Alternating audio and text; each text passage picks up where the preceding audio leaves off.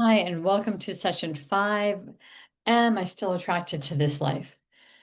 So again, one of the things I want to keep emphasizing is there's different chapters in life. There's different chapters in your relationship with your family, as a parent, and these all matter, right? Because sometimes we don't really plan well and figure out what do we want in this chapter? What do we want to accomplish? What kinds of relationships do we want to have? What kind of closeness do we want to feel? What do we need to be good at to be able to get through this chapter well? And on and on and on. It could be all sorts of stuff. So I want you to think about your life right now and the areas of your life that are the most important to you. Family, parenting, career, maybe your hobbies, maybe obviously, and very much so, your connection with whoever you're with as your primary partner, your friendships, where you live, your surroundings, your state of mind. So I want you to list about 7 of these out. I do this in very many different ways to keep track of what your values are, what one's values are, and how we work on changing them, adjusting them, increasing what you value, making room and time to do that. And I want you to think about your like 5 to 7 values. And I want you to really assess what it is that's working for you in this life. And you could lifetime in this chapter, you could say, okay, parenting, I'm feeling like I'm not a good parent.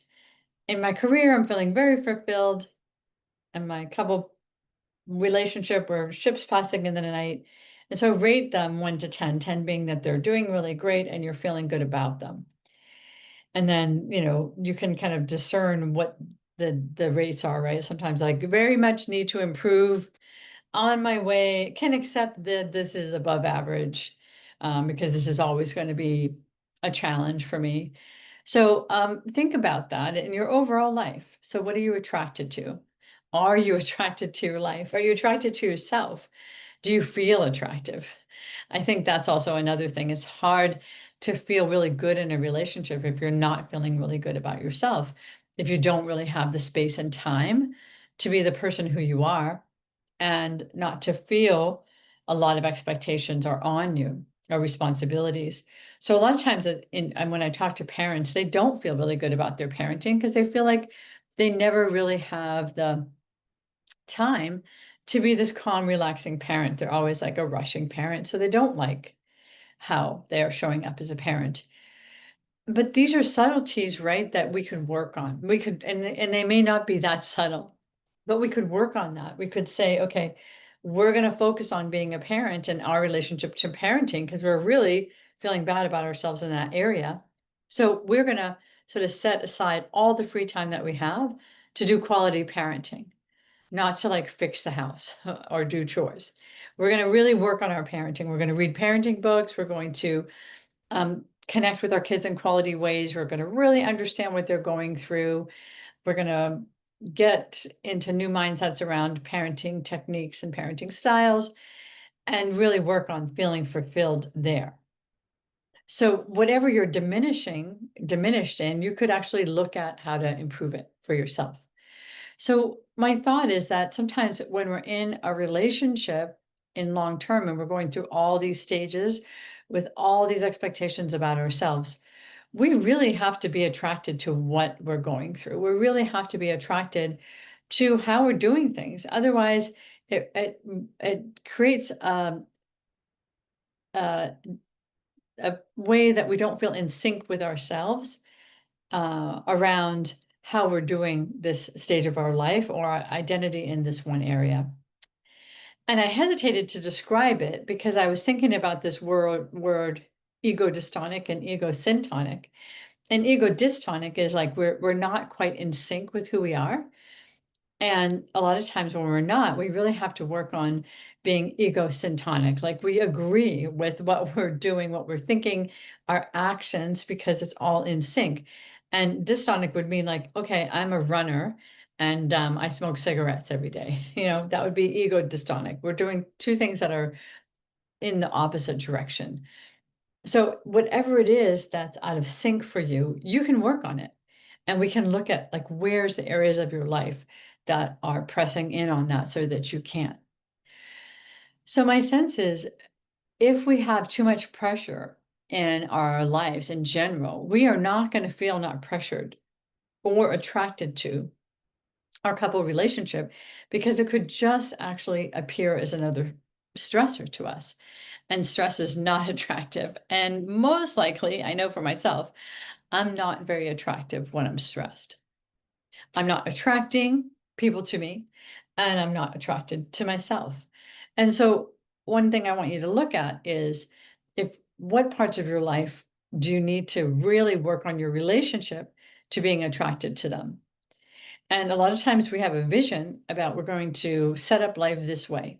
We're going to live in this certain neighborhood. We're going to work a certain amount of time. We're going to raise our kids like this. We're going to have a relationship with our partner like that. And it doesn't work out.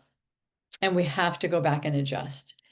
And my sense also is why sometimes relationships start going bad, ego-dystonic, is because they're not in sync with that other person's whole idea about their life and their attraction to their life, and they're not in sync about the value system. And so it's really hard to fight about values, and it's really hard to be in sync about values, because values sometimes are non-negotiables. So a lot of times we might have to compromise some of the ways that we do things and what we value, or we might have to be like, whoever values that thing more is how we're going to do it, right? Because that's a high value for them or for us. So I want you to really think about that, about your attraction to yourself, your attraction to your life, your attraction to the things that are important to you. And are you doing these things in the way that work for you? And are you talking about these things to your partner? And are you hearing what their thoughts are about what they value and how they're doing things? Are you in sync? Are you in alignment? So let's keep thinking about that. So sometimes I think that when we're together with lots of people, I mean, when we're together for a long time with our person and in our family, even in our community, we can outgrow certain things. Like we can outgrow friends or activities that we do or ways that we spend time. We can outgrow it. But I sometimes think we don't really talk about that so much. We just might get discontent or dissatisfied.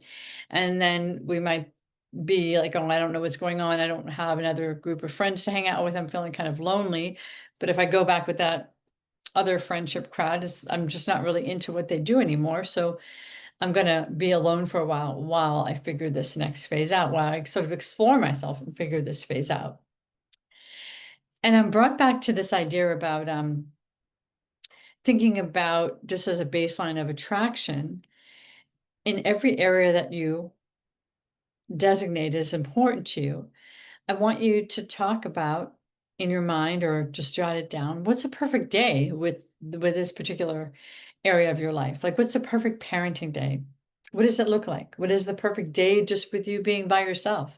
What does that look like? What is your perfect day with your partner? What is your perfect day if you go out and have an adventure? Or if you just stay home all day? So I want you to keep thinking about, I got to have a baseline, or we all have to have a baseline that we're focused on attaining, right? Something that we can attain. And we really need to really think about, okay, that would be the perfect day. So I could get close to that. And then if I'm close to that in a lot of areas of my life, most probably there'll be contentment, instead of, it's like, I never hit the mark. I'm never a good parent. I'm never having a good day by myself. I'm never having a good time with my partner. If we're all in the never not having, then we really need to adjust, what is our goal here, and is our goal achievable? So food for thought.